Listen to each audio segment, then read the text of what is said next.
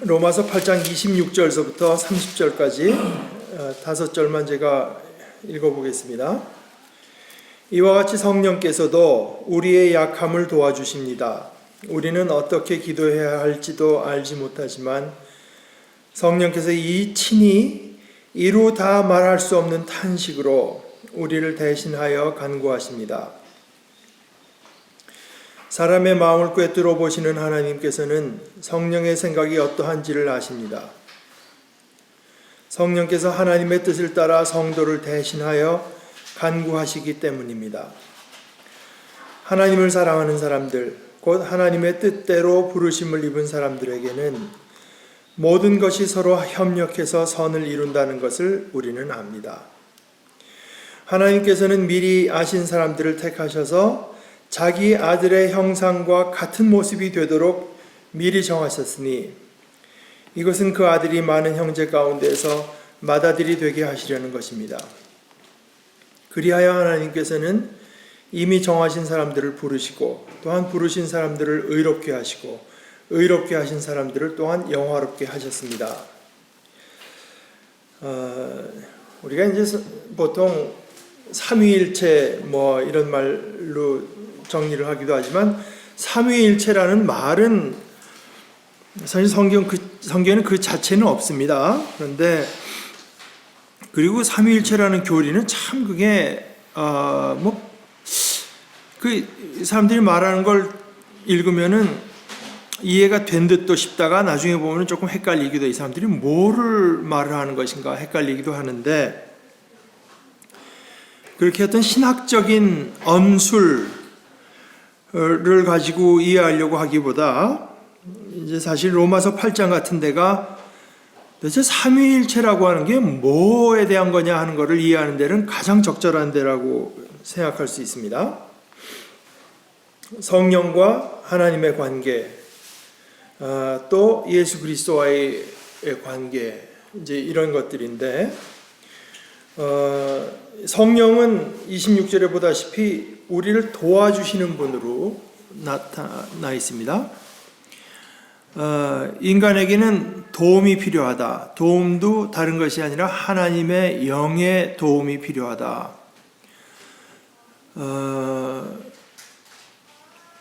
이것은 사실 제가 늘 생각하는 바대로 기독교가 인간을 자꾸 깎아내려서가 아니라 인간에 대해서 같은 걸 보죠. 신앙으로 보든가 신앙이 아닌 걸로 보든가 인간의 능력, 인간 어떤 면에서는 인간은 많은 것을 이뤄낼 수 있고 그 속에 착한 것들도 있고 어떤 그 아름다운 것들도 창조해낼 수 있는 능력도 있고 다 그렇지만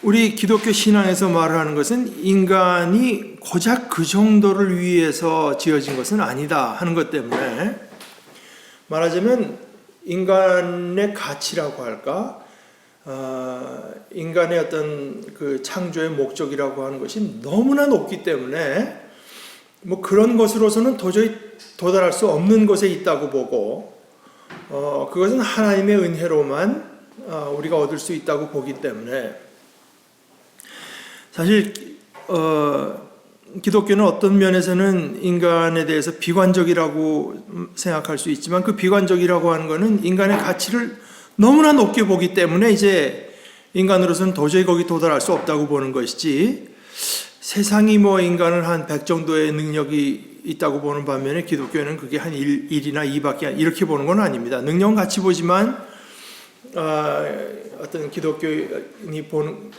신앙에서 보는 인간의 어떤 목적이라고 할까,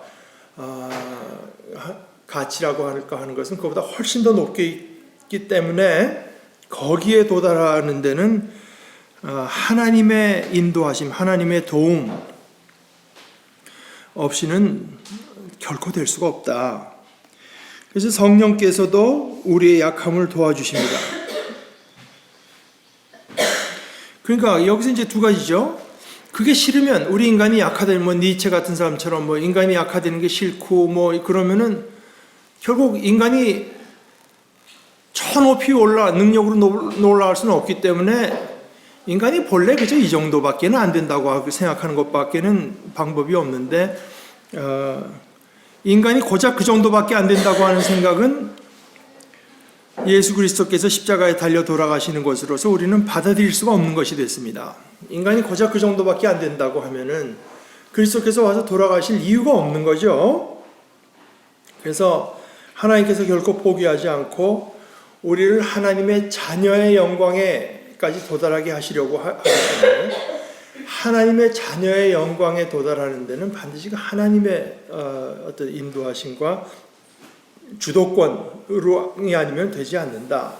그래서 이와 같이 성령께서도 우리의 약함을 도와주십니다. 심지어 바울 사도에게는 우리는 어떻게 기도해야 할지도 알지 못하지만, 이것은 사실 바울 사도가 잘 쓰지 않는 표현입니다. 바울 사도가 우리는 잘 모릅니다 하는 표현 잘 안 써요. 오히려 우리는 압니다 하는 말을 더 많이 쓰죠. 그것이 28절에 곧방 나오지 않습니까? 26절에서 우리는 어떻게 기도해야 할지도 알지 못한다고 해놓고 나서 28절에서는 하나님을 사랑하는 사람들, 곧 하나님의 뜻대로 부르심을 입은 사람들에게는 모든 것이 합력해서 선을 이룬다는 것은 그건 우리가 압니다. 이건 사실 우리가 보통 생각하는 것과 정반대입니다. 우리는 사실 이렇게 어려운 때를 지나가고 막 사랑하는 사람이 죽고 뭐 틀림없이 되야만 되고 될 수 있다고 생각한 일이 되지 않으면 낙심하죠. 이게 반드시 잘된 데는 보장이 어디 있고 이게 어떻게 할 수가 있느냐. 그런데 오히려 바울 사도는 그건 우리가 안 되는 거예요. 그건 우리가 안다. 그런데 우리가 보통 안다고 생각하는 거, 우리가 기도할 줄 안다. 그런데 그거는 모른다는 겁니다. 26절에 보면 우리는 어떻게 기도해야 할지도 알지 못하지만,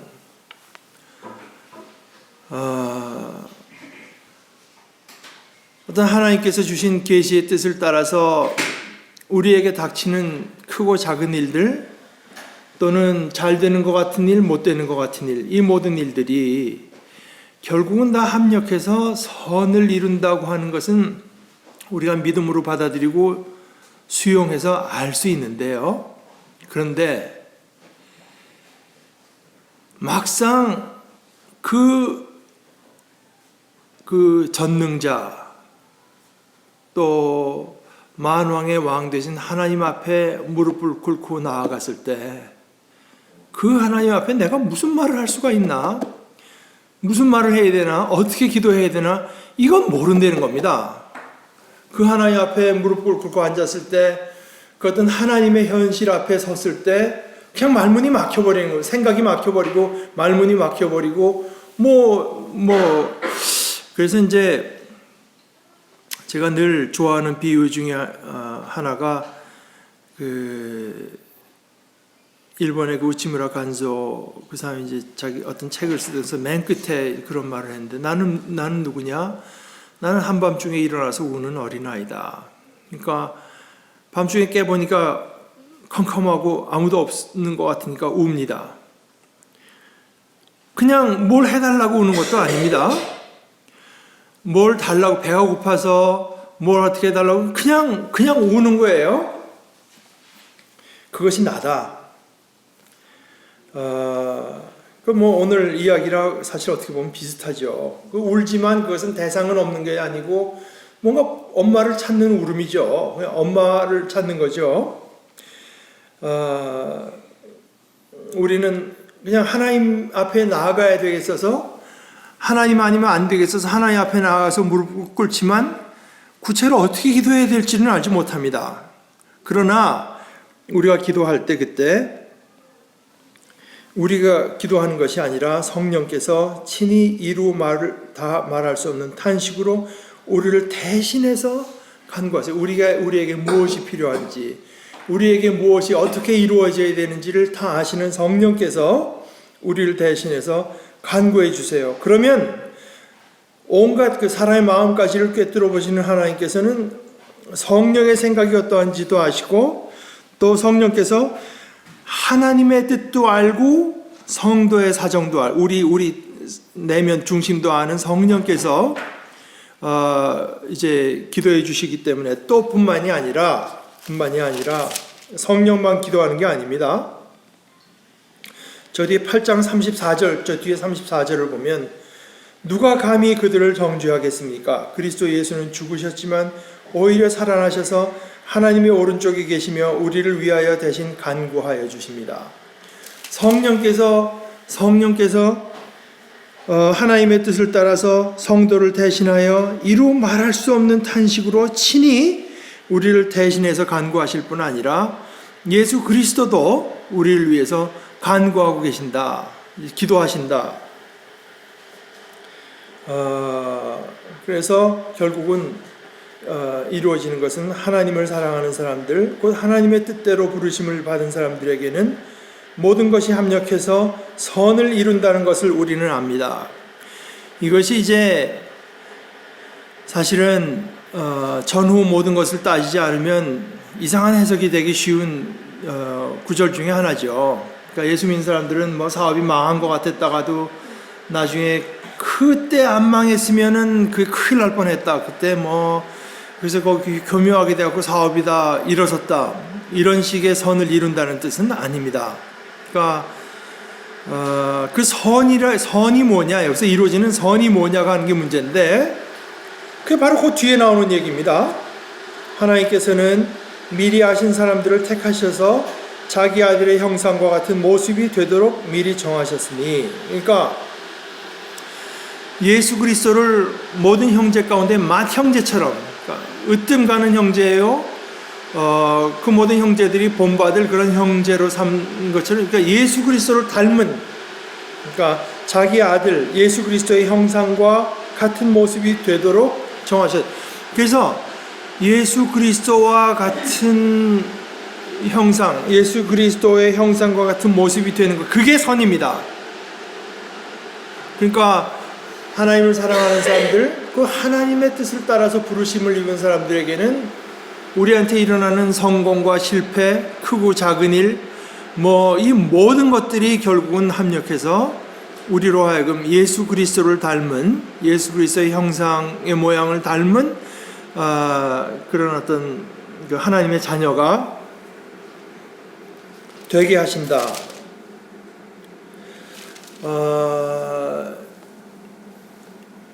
이게 이제 그 뭐가 선이냐 하는 데 대해서 이루어진 선이냐 하는 데 대해서 이제 오해가 되게 되면 기독교가 좀 이상해지죠. 그러니까 뭐 우리 가끔 크리스찬의 집에 가보면 제일 잘 걸려있는 성경 구절들이 이런 거 아니에요. 이런 거나 뭐 내 시작은 심히 미약하였으나 내 나중은 창대하리라, 뭐 이런 것들 또는 내게 능력 주시는 자 안에서 내가 모든 것을 할 수 있느니라, 뭐 이제 이런 것들인데, 그런 것들이 전부 다 전후 맥락을 하나도 따지지 않고 이제 전후 맥락은 다 생략해버리고 그 기절만 떼놓고 보면은 굉장히 그 욕심 사나운 기절들이 다 되어버리고 마는, 그러니까 뭔가 이게 좀 예를 들어서 온 나라에 뭐 IMF 같은 그런 일들이 닥쳐도 크리스찬들은 그 가운데서 묘하게 다 딴 사람들 다 망하는데 돈 벌고 뭐 이제 뭐 그런 것처럼 이해되기가 딱 쉬운 이유는 성경에 잘못이 있는 게 아니라, 이제 성경식으로 말하자면 그들이 자신들의 욕심에 이끌려 끝내는 진리의 지식에 이르지 못하는 겁니다.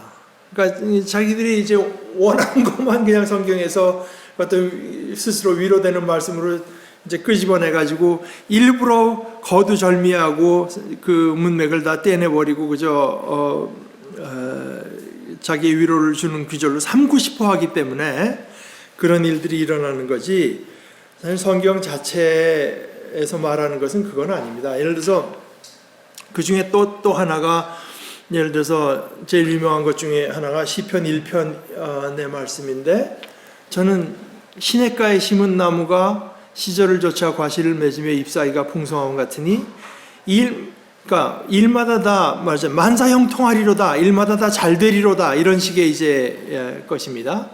그것은 역시 그 복 있는 사람의 마음 속에 품고 있는 그 일이라고 하는 게 뭐냐, 이제 그게 문제거든요.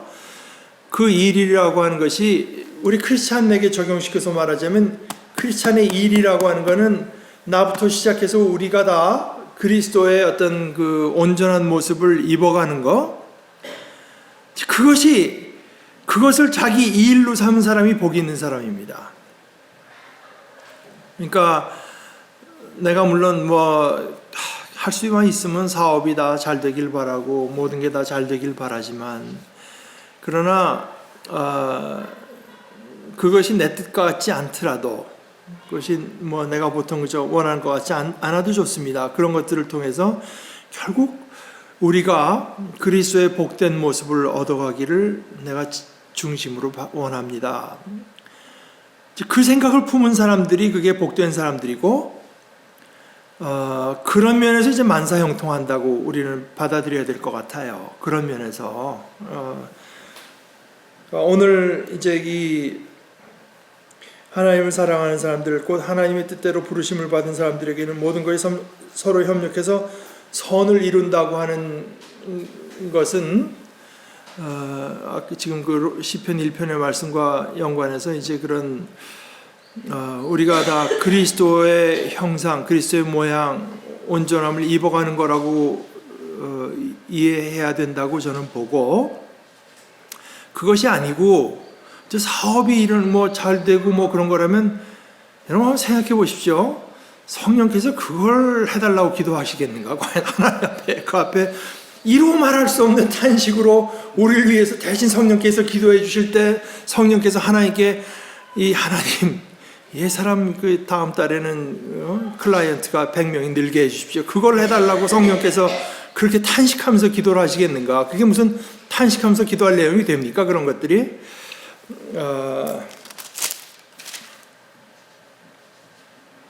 그래서 하나님께서는 이미 정하신 사람들을 부르시고, 그러니까 이미 정해놓은 겁니다. 그러니까 하나님께서 정해놓으셨기 때문에 되게 이제 구약의 그 어떤 이해를 따르자면, 하나님께서 정하셨으면 이미 이루어진 것입니다. 그 완료형으로 돼요. 그래서 하나님께서 미리 정하신 사람들을 불러내시고, 또 부르신 사람들을 그리스도 안에서 의롭게 하시고, 의롭게 하신 사람들을 또한 영화롭게 그리스도의 영광스러운 모습을 얻어가는 데까지 이미 다 이제 정해놓은 것입니다. 그러니까 우리는 결국은 그 하나님, 그러니까 부르셔서 의롭다고 하는 것은 하나님과 우리가 바른 관계에 들어갔다고 하는 뜻이고, 하나님과 우리가 바른 관계에 있다 보면은 우리 속에 이루어지는 것은 그 하나님께서 그 아들에게 주신 영광스러운 모습입니다. 그 영화롭게 하셨습니다. 그래서 이런 것들이 앞으로 일어날 일들이지만, 그러나 하나님의 뜻 안에서는 이미 이루어진 일로 이제 이렇게 말을 하고 있는 것입니다. 그 다음에 이제 이 모든 것들을 생각할 때 이제 8장 31절에서부터 39절까지는 그냥 승리의 어떤 그 개가, 승리의 함성이 이제 터져 나온 것이 바울에게서, 이런 것들을 다 생각해 볼 때 하나님께서 우리 편이시고 그리스도께서 우리 편이시고 성령께서 또 우리 편이시라고 하면은 그 성삼위가 합력해서 우리 속에 이런 그 선하고 귀한 일들을 이뤄내시기 위해서 이렇게 이제 힘쓰신다고 한다면, 도대체 우리에게 두려울 것이 뭐고 그 일을 가로막을 것이 과연 뭐냐? 이제 이것을 이제 어떠한 것도 우리를 그 그리스도 예수 안에 있는 하나님의 사랑에서는 끊을 수가 없다. 끊을 수도 없고, 37절에 얘기를 하면 우리는 이 모든 일에서 우리를 사랑하여 주신 그분을 힘입어서 이기고도 남습니다 하는 그래서 하나님께서는 택하셨고 그리스도께서는 사랑하셨고 성령께서는 우리를 위해서 쉬지 않고 이제 간구하시고 우리를 도와주시고 우리의 연약함을 도와주신다. 우리가 연약하다고 해서 블레임하거나 우리가 연약하다고 해서 우리를 버리는 것이 아니라 우리의 연약함을 도우시는 하나님, 도우시는 성령님. 사실은 이제 이게 조금 더 나아가면 하나님을 우리가 이렇게 알고 이렇게 받아들인다고 하면은 우리의 모습도 그래야 된다. 이건데 여기가 이제 좀 어려운 데입니다. 사실 교회에서도 이런 거뿐만 아니라 가정에서 먼저 이제 그렇게 느끼는데, 물론 연약하면 돕는다. 이건 뭐 우리가 너무나 쉽게 이제 연결되기 때문에 당연하죠. 그런데 그게 그렇게 됩니까? 연약하면은 블레임하기 쉽고 실망하기 쉽습니다. 심지어 부모 자식 간에도 자식은 부모가 어떤 신앙의 연약한 모습을 보면은 내 엄마 아빠니까 도와야 되겠다는 생각이 먼저 듭니까? 우선 실망하고 비난하게 되죠. 그럼 부모는 난가? 제가 생각해도 자식들이 어처구니가 없고 철없이 굴고 이상하게 굴면은 그걸 내가 어떻게 도와야지 하는 생각보다 쟤는 왜 저래 하는 생각부터 우선 들거든요. 부부간에도 마찬가지입니다.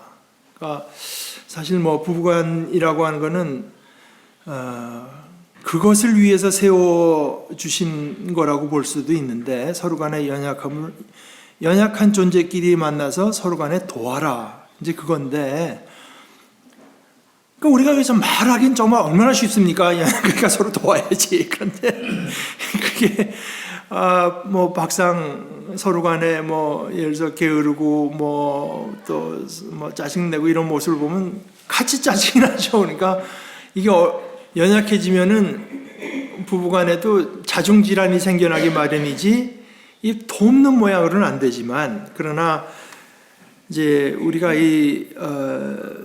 오늘 구절 같은데 정말 우리가 하나님을 믿는, 그리스도 안에서 하나님을 믿는다고 하는 존재로서는 우리가 예배하는 게 이제 이런 건데요. 그 하나님을 바라보고 그런 하나님을 찬양하고 감사하는 중에 우리 속에 이제 이런 것들이 생겨난다는 겁니다.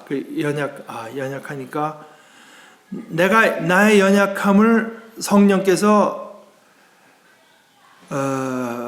나의 어처구니 없는 모습을 성령께서 정죄하거나 화를 내시지 않고 오히려 그걸 도우신다고 하는 것이, 그게 내게 얼마나 안도가 되고 이제 기쁨이 되고 하는 것을 받아들이면서 서로를 대하는 우리의 모습도 그런 어떤 그 하나님의 모습을 이제 조금씩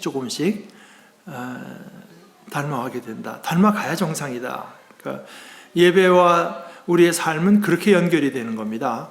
하나님의 우리의 연약함을 참 일방적으로 돕기만 하시는 하나님, 우리를 불쌍히만 여겨주시고 어떻게 하든지 우리를 잘 되게 하려는 생각만 하시는 하나님, 그렇게만 하시는 하나님을 우리가 바라보고 찬양하고 예배하는 중에 우리의 모습, 우리의 속사람도 그 모습을 닮아가게 된다.